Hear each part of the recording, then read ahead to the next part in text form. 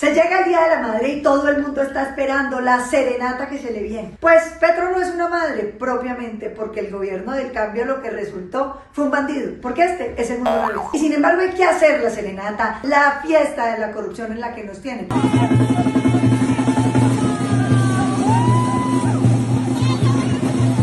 Lo que está pasando con la unidad de riesgo es absolutamente asqueroso. ¡Qué asco, qué puerco! Se había visto que hubiera gobiernos que le entregaban contratos a los congresistas y que los congresistas buenamente hicieran malabares y se robaran la plata. Pero esto de ver los funcionarios públicos robándose directamente la plata de los contratos públicos para empacarlas en maletas y llevársela a los congresistas, sí, francamente nos deja con mucho desaliento. Por eso la plata que cae en mis manos la gasto en... Porque ahora dicen que no tienen nada que ver, pero resulta que ellos firmaron el famoso decreto de emergencia de La Guajira, que tenía un solo propósito: poder gastar la plata de La Guajira discrecionalmente, sin hacer licitaciones, sin tener controles. Eso era lo que quería el gobierno y eso fue lo que hicieron. Un régimen de corrupción. Los funcionarios que se iban a robar la plata decidieron compartirla con los congresistas para que aprobaran las reformas del gobierno. ¡Se puede!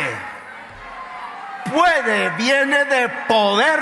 Si en el gobierno la corrupción no para, lo de la campaña sí que estalla. Ya el Consejo Nacional Electoral presentó una ponencia para acusar al presidente por la violación de los topes de campaña. ¡Que ni se les ocurra! La Constitución es muy clara en su artículo 109. El que viola los topes de campaña pierde la investidura.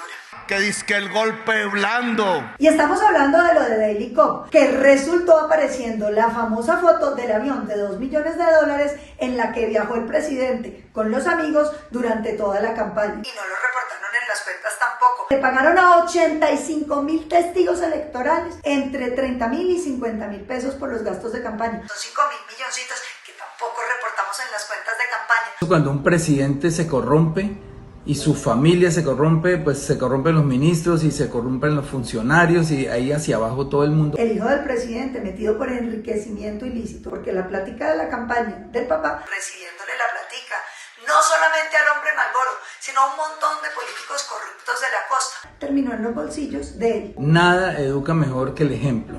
Que así era yo también cuando muchacho. Bonita familia, porque el hermano del presidente estuvo de cárcel en cárcel, visitando a los presos, ofreciéndoles impunidad a cambio de apoyo político y cobrando una que otra coimita. Y esto es una gente toda tan amable, tan sabroso que viven. Por ejemplo, la senadora Piedad Córdoba, que también visitó las cárceles para decirle a los extraditables que no iba a haber más extradición, que acompañaran a Gustavo Petro. Y el hermano, mientras tanto, confiesa en los Estados Unidos sus vínculos con el narcotráfico. Y por supuesto, todos felices de que suelten a Alex Saab, que le compraba relojes y todo tipo de joyas bien ostentosas a la senadora. Si no se hubiera muerto, estaría penando por allá en la cárcel. Hay gente que sí vive sabroso, la familia presidencial.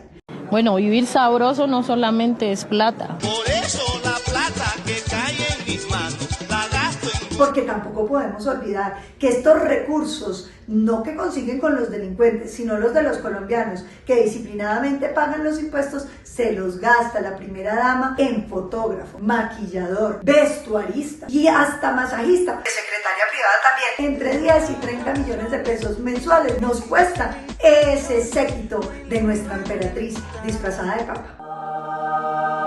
Toda una madre, o mejor dicho, una mamacita, no olviden esa foto.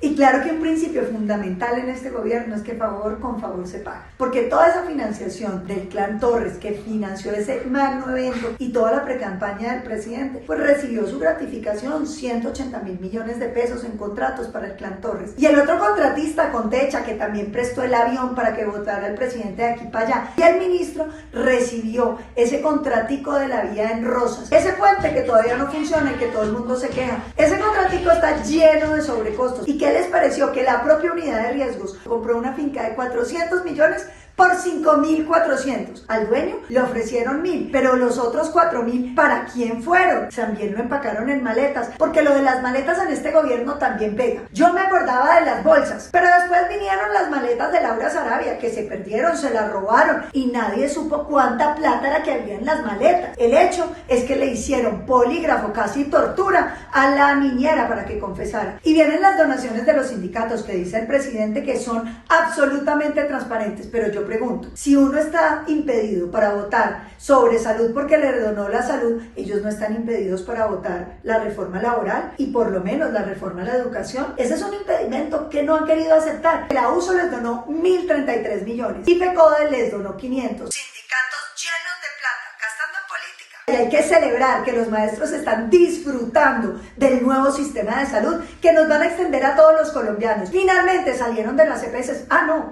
Ellos no tenían EPS. Salieron del mal sistema que tenían para entrar en uno peor. Y critican la financiación de todos los demás partidos. Por eso sí no les gusta que uno recuerde que ellos les recibieron un préstamo a SAD, la empresa de la narcoavioneta de Providencia. Un préstamo que no han pagado. Luego eso será una donación, un regalo. ¿Qué es eso? Y en este gobierno, como un escándalo tapa el anterior, ya todo el mundo se olvidó del escándalo de los pasaportes, donde dijeron que había una licitación amañada. La declararon desierta y por la tarde la adjudicaron. Finalmente dijeron que habrían una nueva licitación para la transparencia y se fueron para la imprenta nacional, donde pretenden contratar a dedo. No van a hacer licitación, todos nos lo preguntamos, porque están haciendo las cédulas de extranjería utilizando un intermediario sin haber hecho contratación, un intermediario que no tiene ni experiencia ni capacidad para hacer cédulas de extranjería, pero que sí se gana la plática de los colombianos de forma directa. ¿Para qué vamos a usar la ley 80, las licitaciones, si le podemos entregar a quienes les estamos debiendo favores, tal vez? La entrega del dinero público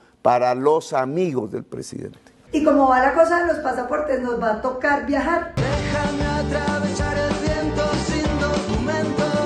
Y hay que hablar del Ministerio de Deporte, que todo el mundo quedó tan bravo con la pérdida de los Juegos Panamericanos de Barranquilla que se les olvidaron los 104 contratos de María Isabel Urrutia, que se repartieron también como nos gusta en este gobierno, a dedo, a los amigos, y salieron a sacarla sin decir nada, porque la responsabilidad política no es con uno. Como no se metieron tampoco en ninguna licitación las famosas ollas comunitarias, donde uno invita a todo el mundo a comer por cuenta de la unidad de riesgo, eso sí, preparado por las JAL, para que las juntas de acción comunal también queden cooptadas y voten por los del pacto. Utilizar la plata pública con propósitos electorales propios. Con razón decían que iban a vivir sabrosos. Nosotros de alguna manera hemos vivido sabrosos. Pero como caros los sancochos, ¿no? Porque 20.400 millones de pesos en sancochos, ¿cuántos sancochos fue que hicieron? ¿Eran sancochos de pollo o de langosta los que le gustan a Verónica?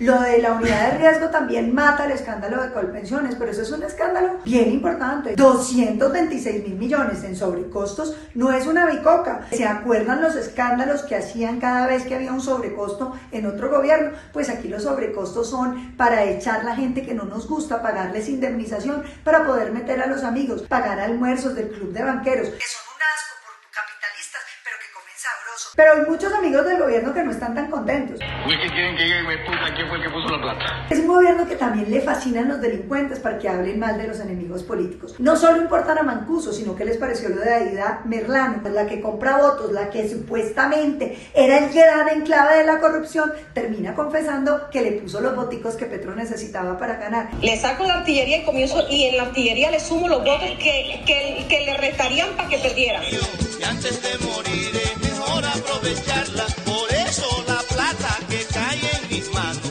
la gasto en...